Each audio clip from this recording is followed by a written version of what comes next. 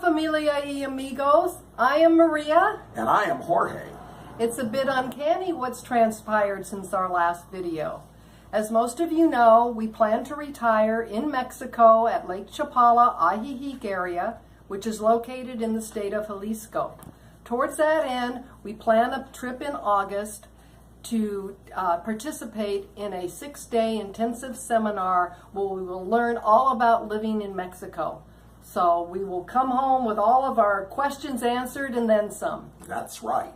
You know, what's uncanny over the last few days is how many people we've run into who are familiar with the area.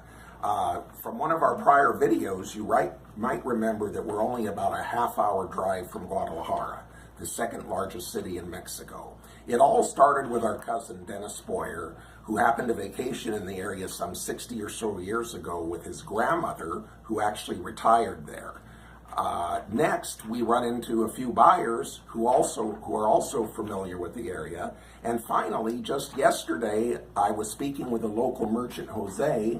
Jose happens to have come from Guadalajara and spent 20 or 30 years there before coming to the United States. And he has also been to that area many times and is very familiar with it. Just about everyone we run into tells us how much we're going to enjoy living in the area. As a matter of fact, Jose is even going to write down the names of a few places that he says we must visit.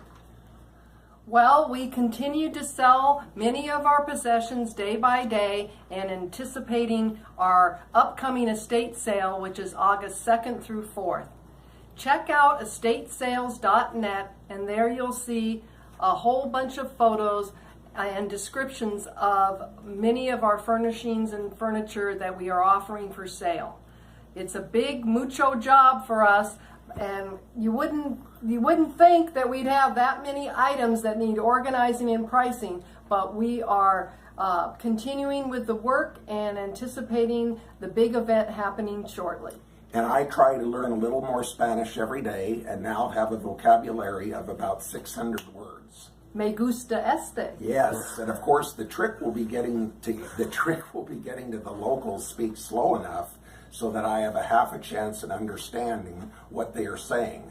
Something very interesting to note is the Spanish sentence structure versus our sentence structure. The way the adjective is placed is different. For example, we say the red hat, placing the adjective before the noun.